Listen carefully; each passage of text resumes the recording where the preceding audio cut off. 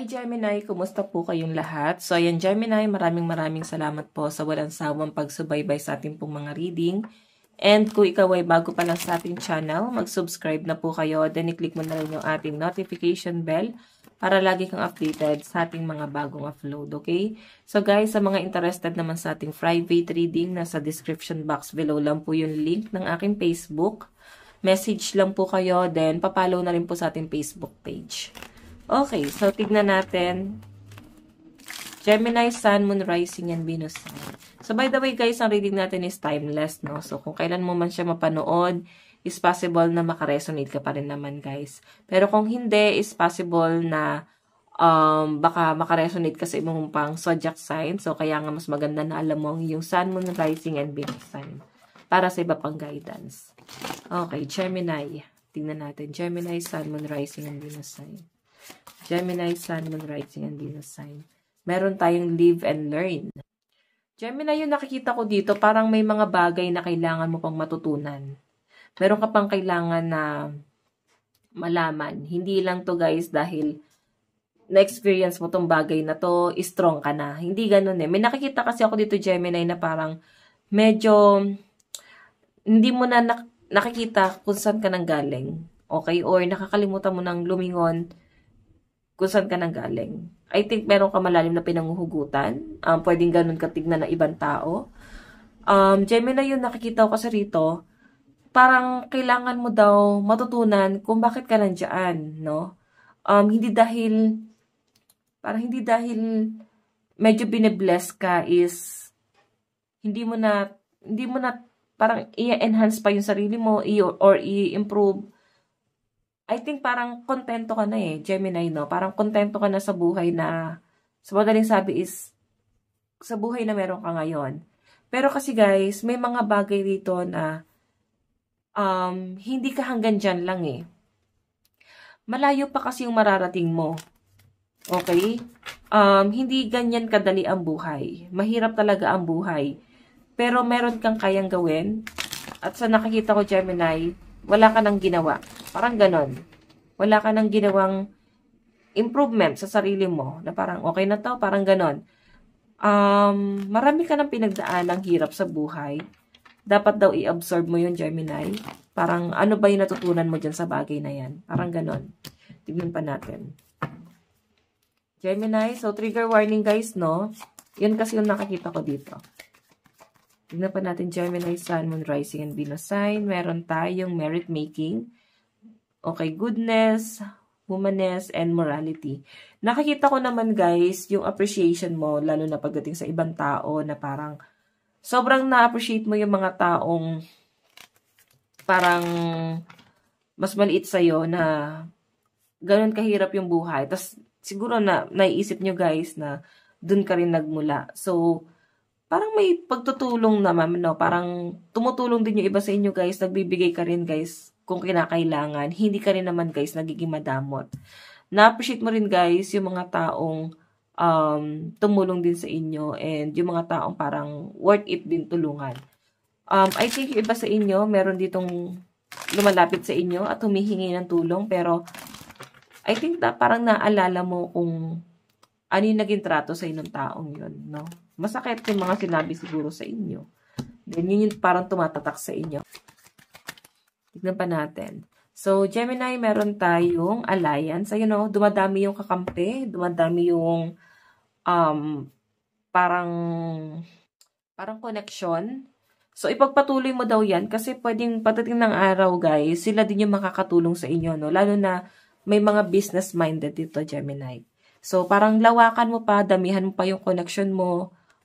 Maganda pa rin, guys, na magkaroon kayo ng ibang parang source of income din. So, hindi lang guys sa isa, kailangan expansion, no? Mag-expand ka dyan sa bagay na yan.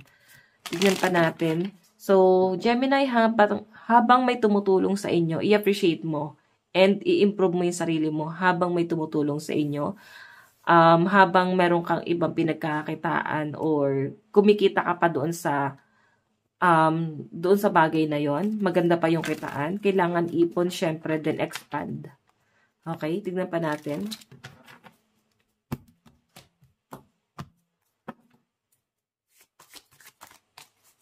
Okay. So, Gemini, meron tayong profession, expertise, omniscience, and talent.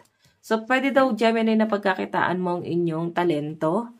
Ayan, kailangan mo lang daw na mag-explore or malaman to. Okay, try mo, ano ba yung talent mo? Diba? Malay mo naman, guys, kumita ka dyan sa bagay na yan. So, may nakikita rin ako dito, guys, course. Baka may nagko-course sa inyo, nagre-ritual, pwedeng minamanifest ka, pwede naman, guys, na kinukulam, no? Or, tao dito, guys, basta may gumagawa sa inyo, kailangan nyo pa rin, syempre, guys, ng protection sa inyong katawan para hindi ka tinatablan yan, okay? Or mag-salt bath ka, lalo na pag pakiramdam mo, Gemini, mabigat yung pakiramdam mo. Okay, para mawala yan. Tignan pa natin, Gemini, Sun, Moon, Rising, and Venus sign.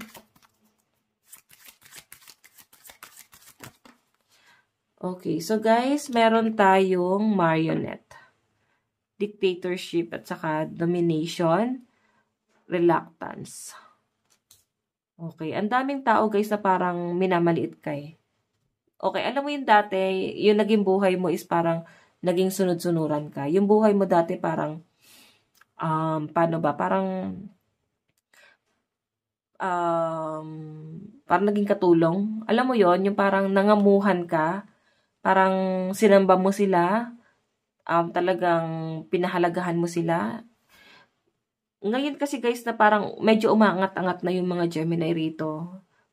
Since ganun nga yung naging trato nila, parang naging trato nila sa inyo or ganun yung naging cycle before, hindi nila, guys, matanggap na mas mataas ka na sa kanila. So, hindi nila alam kung paanong respeto yung ibibigay nila sa inyo, guys. Ganun po yung pinapakita dyan, okay? Tignan pa natin, Gemini, Sun, Moon, Rising, and Venus sign.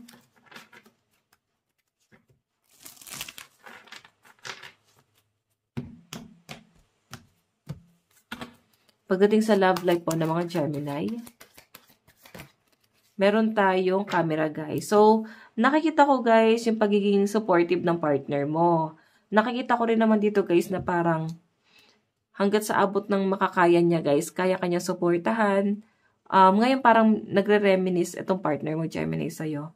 Or lagi kanyang inaalala, every moment, parang ina-appreciate niya lahat ng mga sacrifice na ginagawa mo sa kanya. Yes, na-appreciate niya yung Gemini, no? Tignan natin.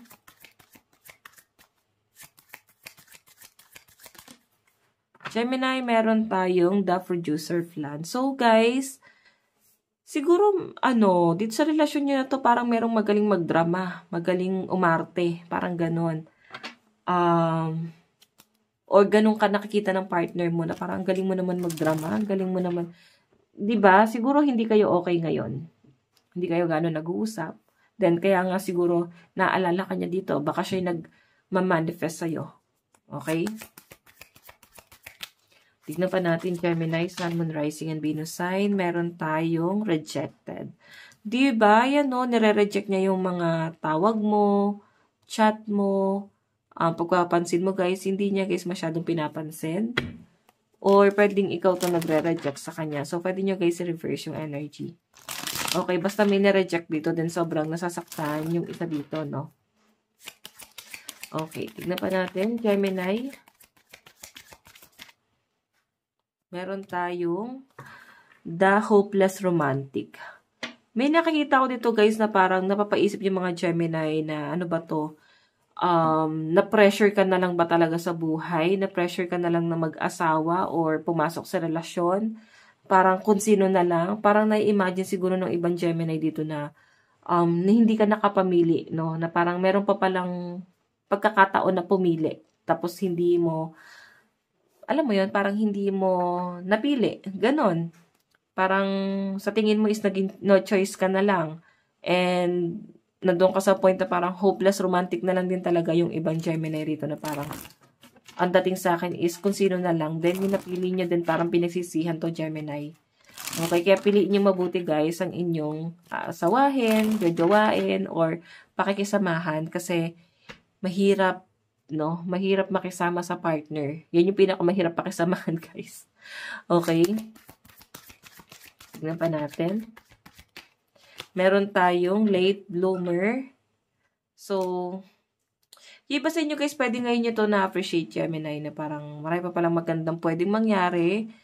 Marami ka magandang naiisip na parang late mo lang to nare-realize na ba't hindi mo siya naisip gawin? Maganda pala siyang gawin. Parang ganon. Okay, tignan pa natin. Okay, lalo na iba sa inyo na may asawa na, baka doon ka pa natitempt Gemini na parang